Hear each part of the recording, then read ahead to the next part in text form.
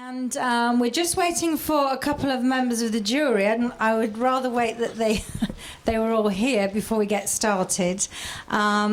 So just before we do get started, I'd just like to say thank you and for coming to the WIMA NFC contest pitch session. And this is a kind of, you know, fun, enjoyable way of NFC, but it's also a good showcase for our contestants and finalists. And just to let you know and tell you a little bit more about the contest, this we started last year at WIMA USA, and we just did a small contest between our sponsors and exhibitors because we have a lot of startup companies, and we thought this went really well and they enjoyed it. So what we were really pleased about as well this year is we added a new track, and we supported and sponsored by Verizon Wireless. Thank you very much. And this is called the Best Emerging NFC Application Track. So this new track was aimed at attracting, you know, new developers, getting new applications out there, and to, you know, emerging applications with the goal of seeing them and helping them grow to ready for market solutions. And of course, in parallel to that, our Best NFC Sponsor Solution Track is just that, because a lot of the exhibitors have been developing their solutions, you know, the business model and everything else, and they have also these solutions out in the market now for some years, some of them. So this is great to have the two synergies here. So do we have all of our members of the jury? We're missing one, but I think he's in a meeting. But we'll give him the aggregate. So anyway, I think because we're running late, but and I know that we've got this to go through, and we've got a nice panel from NXP, and then of course we've got our reception cocktail. And I want you all to be able to network and have some time together. Okay, so we'll get started. So I'll just quickly explain the rules of the game. Basically, going back to the Best Emerging NFC Application track. Now these were, we had a contest, which was an open contest to anybody who was not, they didn't have to be an exhibitor or anything at WIMA. And what we did was we had people entered, and then we had a pre-judging round. And during the pre-judging round, there were 6 finalists that were selected, and we're pleased to say that all of the 6 finalists are here today, and some have even come from France, some are from local, but they're all here today. And they're all showing their demos on the Verizon booth. So if you haven't had a chance, I'm sure you have seen them, but please do go and see their demos afterwards. And then our NFC Sponsor Solution Track, this basically, there's no prejudging. This basically, each of our sponsors who wanted to enter, they just sent in the information, and what they will do is they will do their pitch this afternoon. Now, whether they're a finalist of the application track or they're a contestant of the solution track, they will have 3 minutes, and I will time them. And believe me, I will time them. And I think they get so afraid of me and my stopwatch. They usually do it in about a minute, so we'll probably be finished in half an hour. So before we start, I'd just like to introduce members of the jury. So I'll start from this side. So I have Neil Garner from Proxima. Give everybody a wave. Laurent Sanchez from Inside Secure.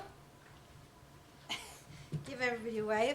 I have Dan Ledger from Endeavour Partners. Clap, clap, clap, clap, please. I have Laura Diaz from Verizon Wireless. I have Mark Greenbaum from Verizon Wireless. And I have Kaushik Setherman from Microsoft. And on the other side, we have, that's Jeff Fonseca, the empty seat, but we'll let him, yeah. Then we have Corey Wilson from SmartTrack. We have Michael Ludden from Samsung Developers. We have Koichi Tagawa, or Tagawa-san, as I call him, from NFC Forum and Sony. We have Hank Chavers from Constratus. And we have Joseph Way from IEEE. Good. So I was just saying, I think we've got more jury than contestants. But... And I'm hot. Is anybody else too hot? Or is it just me? Right. So let's get started. So we're going... It's me. So first of all, we're going to start with the... Daniel, you're not in the contest. That's for the...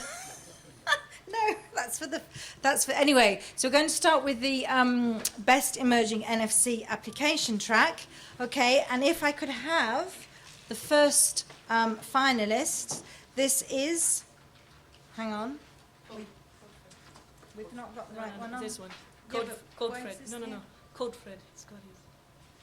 It's Code Fred. Oh, he's doing it apart. Okay, sorry. So if I could have Code Frat. Well, right here. You're right here. You come here. Big round of applause, please. Right, so he's doing it. So wait a minute. I'll tell you. You'll have 3 minutes. You tell me when you're ready. Do you want to just quickly introduce yourselves, your names? Hi, my name is Song, and this is my friend Bill. Hi, I'm Bill. Okay. San and Bill. Ready to go? Go. Okay, so our application, so take a moment and think about how you share files with people in your day-to-day life, right? You do a presentation, you maybe email it to people, so you have to take your file, drag it to email, and email everybody. Or you put it in your Dropbox folder and you get everybody's email address and you share the folder with them. Or you use your standard USB drive. You have to plug it in, drag the files in, and then pull it out, right? So we thought that we decided to combine two of my favorite technologies, NFC and cloud technology, and try to solve this file sharing problem. And the solution we came up with is very simple. We use cloud technology, Google Drive, or right now in this demo we're going to use Dropbox. So when you open up the app, it will show you your Dropbox folder hierarchy. You select all the files and folders you want to send to this person. Let's say it's the first day of school and he's really nervous. He forgot to bring the lecture notes. Hey, you didn't bring your lecture notes. Do you want it? Yes. Okay. So I touch the beam and right away he'll get the file. And since it's over cloud technology, it syncs automatically to his phone and also his computer right away. So he can go home knowing that he'll have the file, right? Like I don't have to know him. I don't have to get his email address. I can just beam it to him. So now in the second case, let's say you're a professor, right? And you want to give all of his students your lecture notes for the day. So what you do is you select the files you want, hit write to tag, and then now you can write to tag. So let's say he's one of those professors that carry around, that wears NFC tags on his wrist. And what he has to do in this case, so this is how it works. Okay, so It's really slow. here, I'll do it. It's not my fault. Okay, I select, I want to send my students books. So then I hit write to tag, right? And then I tap it, and it'll say file successfully written to tag. Now every student who comes to the professor and taps on his wrist, will get the file, and it will automatically be synced to a Dropbox 2 folder. minutes 30.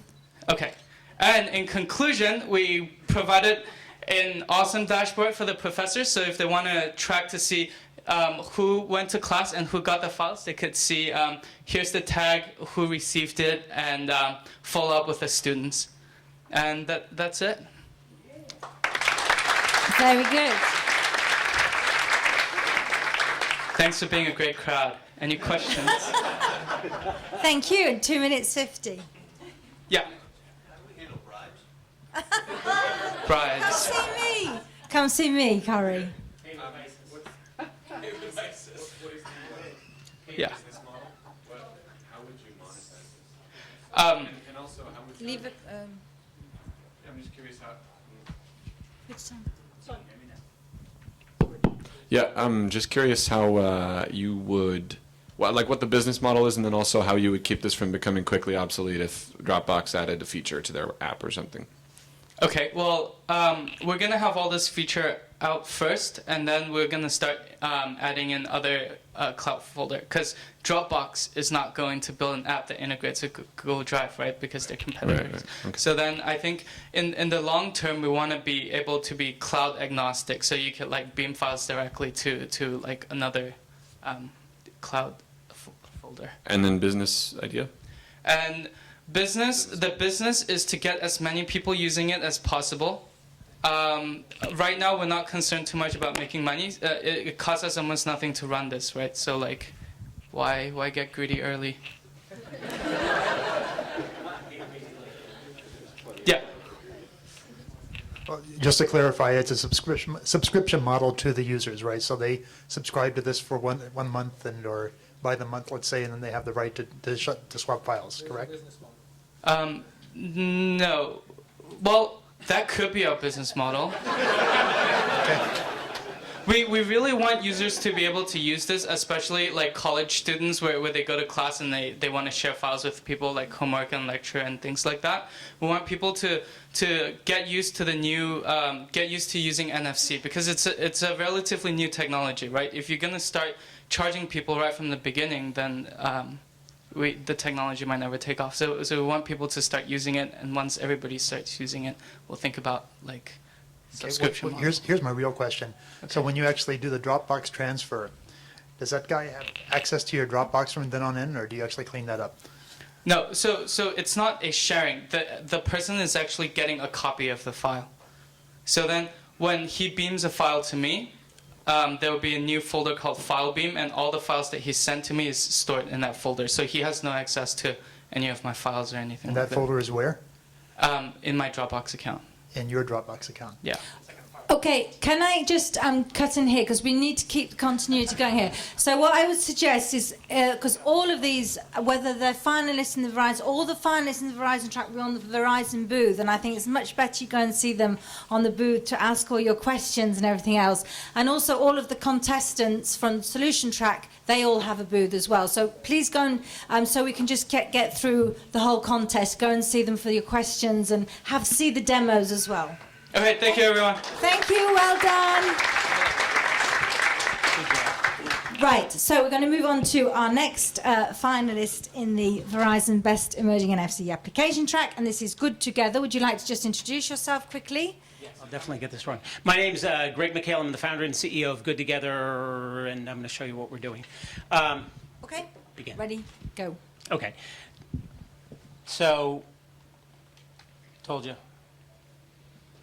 Doing good is enormous. Every single person in this room is somehow involved in a nonprofit cause you either give to, volunteer at, or service by. 91% of people want to know about the good that a business does in the community. 87% would switch brands based upon the good that someone does, and 50% are willing to pay more. Every company, every single company, from the lowliest little pizza shop to the biggest retailer, does good in their local communities. Doing good is big. There's going to be an app for that. We're rolling out a mobile app called the Do Good app, appropriately enough, in Q1. And we're going to be distributing Do Good badges to businesses. They can turn around and put this on their front door, their window. They can be customized. And they turn around and configure it with the causes that they support. And the power in the model is Do Good deals. Buy a pizza and we'll give 25 cents to the YMCA. Everything is social. Everything goes across your social graph. So when you see a Do Good badge, you can tap it with NFC. You can scan it because we'll have QR codes on them, even though I hate them. Or if you just see it and you don't have a phone with NFC and you don't want to scan a QR code, but why would you? You can just launch the app and it gives you a geo view of what's around you. And so there's a business profile. I can see what the business does in the community.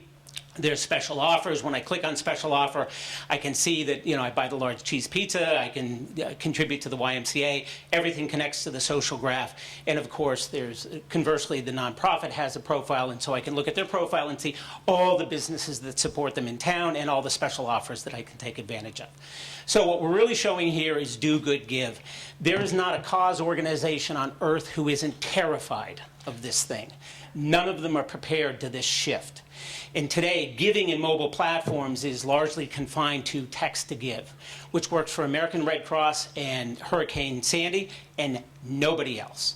And so we've created, and what we're showing to you for the first time, is a mobile giving platform that any cause organization of any size can use.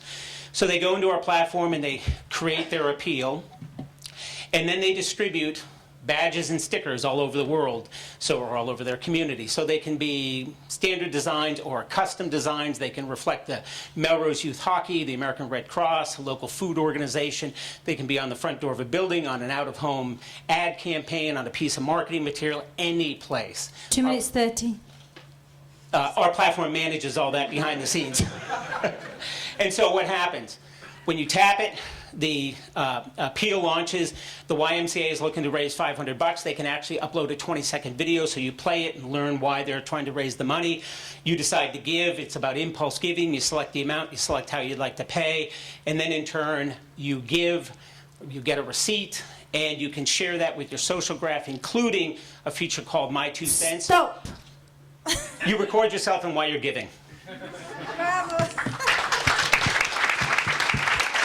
Well done. Thank you. Good. So, and we move on to the next. Okay, so the next finalist in the Best Emerging NFC Application track is HID. And would you like to introduce yourself, Deb? Yes, I'm Deb Spittler. I'm with HID Global. I don't have anything fun and sexy like the last two applications. I have the technical thing called Mobile Access Control. Ready? Sure. Okay, go. So recent market studies have shown that access control is one of the most sought after applications for NFC. And so HID took our pool of smart card experts and said, how do we determine and build something that is NFC and mobile ready that really works for access control? And as a result of that, we developed iClass CIOS. Now, this has 4 key attributes. First, it's an open architecture that's based on standards. So we implemented based on Java standards. We use NIST cryptography. We've implemented global platform and SHA and all the other technical terms that you'd like me to throw at you. Secondly, we did state-of-the-art security. We want to make sure that this is secure. And as we've heard throughout today, people are concerned about security. Third, privacy. We wanted to make sure that people couldn't skim or clone the code number. So we wanted to make sure that our access control application was extremely private and known only to the person that was using it. And fourth, we wanted to have a rich user interface because we found that our customers have different ways they want to use the application. Some want it always on so they can just walk up to the door, present their phone, it lets them in. Other users want to have to press different buttons because they believe it's more secure. So we wanted that rich user interface to allow the user to do whatever they chose to. Now, is that just enough to have a card? Well, no. We wanted CIOS to be agnostic. And why is that? Well, first of all, we want to be able to download that to any Java-based SIM or embedded secure element. So we want it to work across platforms. And I can say today that we have CIOS working in Android, RIM, and Windows 8 smartphones today. So we have broad coverage there. The CIOS Mobile Keys app provides support for independent digital keys simultaneously. People are going to carry multiple keys. They're going to have one for their office, one for their home, maybe a hotel key.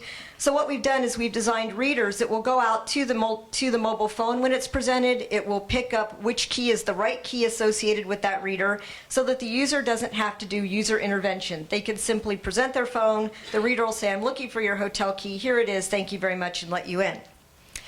Now, in addition to that, we wanted to have third parties be able to have our technology inside so that people could use it for other applications like time and attendance, secure print authentication, cashless payment in a company cafeteria, or vending in a closed-loop environment. So we've developed a suite of hardware that will allow third parties to embed CIOS into their hardware as well. And we have 700 people that do that with our current technology. And last but not least, we have a traditional card form factor so that people can use combination environments, traditional cards as well as mobile phones. So bottom line, iClass CIOS, the digital key to powering mobile access. Thank you. Thank you, Deb. 2 minutes 45. Actually, everybody's doing a bit longer. That's great, making the most of 3 minutes. So, next finalist, we have, again, a duet.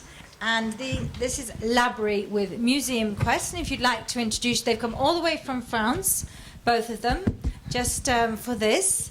and to come to it. Would you just like to introduce yourselves in English, please? Yes, of course. Ou en Well, français aussi. we have met many French, but we will try to speak in English today. So my name is Serge Chemet. I'm a computer science professor and researcher at the University of Bordeaux in France. So my name is Jonathan Aubin. I'm a PhD student in the same team as Serge. So guys, tell me when you're ready, and I'll do your slides. Ready? Okay. So we are going to talk about Museum Quest, which is a quiz game. As you can guess from its name, the action takes place in museums. We have developed the first version of Museum Quest in the Computer Science Research Laboratory of our university as part of a European project, which is called Smart Urban Spaces. The game is as follows. You, as a visitor, are provided with a set of questions that you have to answer. To answer these questions, you need to explore the museum and get a precise look at the historical pieces that are displayed. So it is much more than a game, because the goal is to stimulate the curiosity of the visitors and encourage them to have a deep look at the pieces that are shown. We have been working closely with the Museum of Normandy in Caen and with the people in charge of the technological innovation in this city to design and deploy this first version of Museum Quest. But why do we use NFC? Remember that the visitors have to answer a set of questions. So NFC is used to provide clues to help them in this process. So first, the visitor need to get close to the concerned display, which require exploring the museum. Then they interact in some sense with the piece of art just by tapping an NFC tag with their NFC mobile phone. So if you want to get a clue, you need to get close to an NFC tag and close to the piece of art. So NFC is all about proximity. It can be integrated seamlessly, so it's the perfect solution in this context. But remember that the goal is clearly not the technology, so it must definitely be integrated in a seamless manner. Yes. In a concrete way, all the content is preloaded in the application, which means that the system works even when there's no internet connection available. This makes the application extremely responsive, and besides, using Museum Quest does not generate extra costs for foreign visitors. It is a clearly value-added application for the museum because you can improve the content that is provided to the visitors. It is a cost-effective and easy-to-deploy solution. The cutting-edge technology which is used makes things appealing, especially for the young public, and each solution that we deploy in museum is unique. Yes, each solution is unique. Thus, we manage the development and the maintenance of a unique Museum Quest application for each museum. Thus, it allows us to adapt the style. 30 seconds. It allows to adapt the styles, the aesthetic and the content. And apart from development and turning of the applications, it also requires regular updates and enriched content, which we take care of. So Museum Quest is a way to learn while having fun. It clearly improves the user experience. It is also very good for the museum because it makes it possible for them to have new public coming inside the museum because of the attractiveness of the technology. Stop. That's it. If you want, you can see a demo on the booth upstairs. Yes. Thank you. Thank you. Okay, thank you very much. Merci beaucoup. Okay, now we're going to move on to the next finalist, and this is Plush LLC with Broomfish, and if I believe they were the winner, grand prize from the TAPT hackathons. You were the grand winner from the TAPT hackathons. Yes. Good. So introduce yourself, your name, and then you tell me when you want. Do you want me to do this or do you want to do it? Because you've got your hands. I have a lot of things to hold already. I'll do it for you. So maybe switch to the first. I will. one. So tell me your name, and then I'll just tell me when you want to start. Yeah, hi, my name is Johannes Kramer. I'm in New York. I'm in the process of starting a company called Plush. We make apps for children, mostly on Android, running on phones and tablets. And I made this thing here at Okay, right, we'll start. You're getting too much time for intro. Ready, 1, 2, 3, go. At the TAPT hackathon in New York. I'm just going to do this. I have a couple of fish here.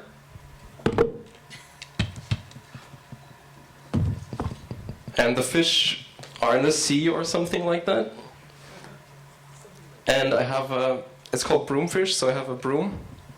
It could also be called broom fishing because I'm going to fish with this broom. In order to fish, you need a fishing rod, you need a line, which is a USB cable, and you need also a hook. But since fishing hooks are a little bit expensive, I just bought this tablet, and I'm just going to start.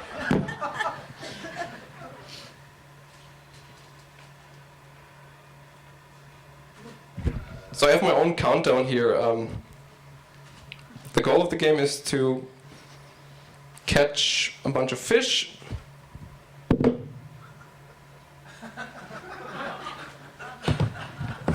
And now I'm supposed to use a knife to take this fish off, but I think I forgot the knife at the table, so I can't do that.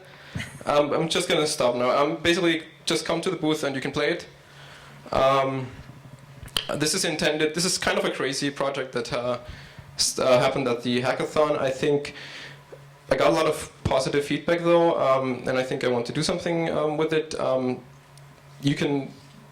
The intended place where it's played is basically like a Saturday afternoon in your family with your kids, parents with kids.